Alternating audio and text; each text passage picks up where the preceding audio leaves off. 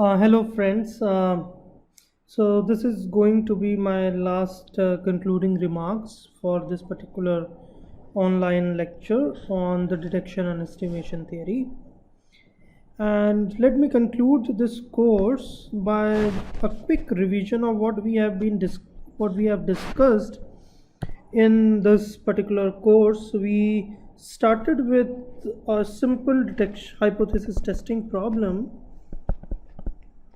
Uh, and for this simple problem, we discussed two approaches. One was the classical approach, or you can say the Neyman-Pearson theorem.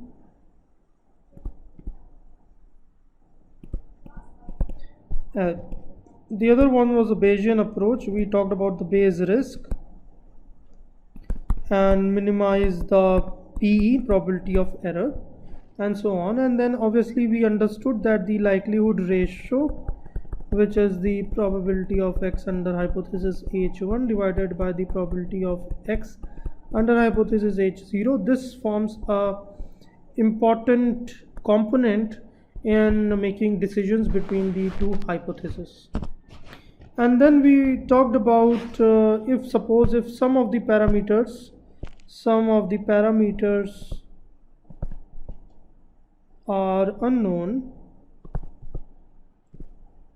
then we looked at these problems as the composite hypothesis testing problem. And in this again we looked at the two cases. One was the Bayesian approach, where we use the priors to prior on the unknown variable to obtain the detection.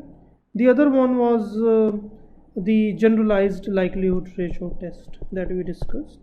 And then we also looked at how do we evaluate the performance of these different methods.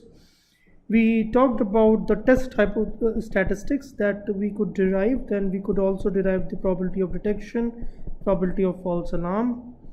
Then we could solve the problem, maximize probability of detection such that probability of false alarm is equal to some threshold alpha. Then we also talked about how to minimize PE. PE could be probability of detection, that is probability of false alarm, let's say, times probability of h0 plus probability of misdetection is probability of h0 given h1 times probability of h1. We also looked at how to minimize this problem. All right, and we could also derive the d square, which is the deflection coefficient, which is a measure of how good our detector is. All right. So these are all the main components that we have discussed. One more important aspect that we discussed was that in the simple hypothesis testing, we could also do the multiple hypothesis testing, where we can extend the likelihood ratio test to maybe a maximum ML estimate, and so on. So we could use such kind of estimators. We also talked about the MAP detector, the ML detector we also talked about, and so on. So multiple hypothesis testing could be extended to different frameworks in the simple hypothesis testing. In the composite hypothesis testing framework, the multiple hypothesis testing cannot be directly applied as an extension of these approaches. Okay, so multiple hypothesis testing cannot be derived, let's say, derived from an extension of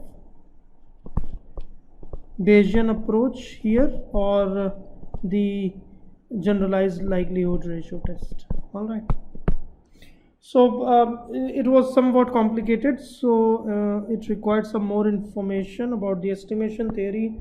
So we have not taken up this particular thing in our particular course, in this course. The other thing also, we learned that the Bayesian approach was somewhat not advisable because of the knowledge of prior that is required, and the other thing is that we need multi-dimensional integration.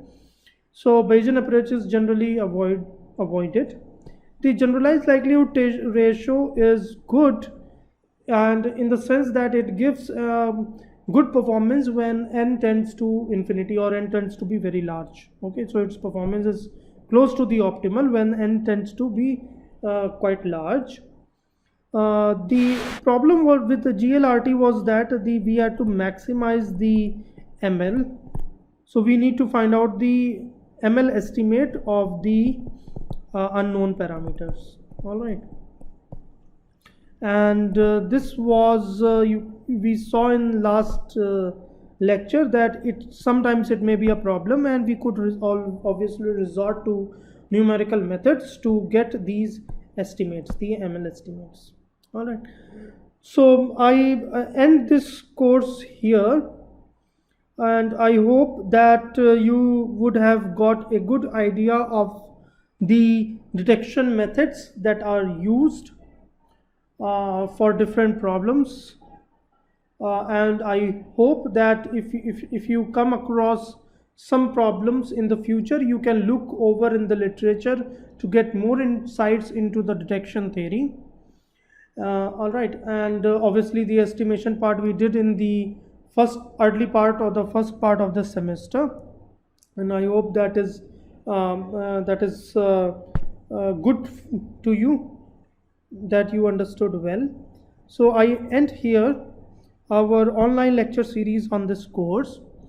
Let me thank you all for very enthusiastically participating in this course, and you have very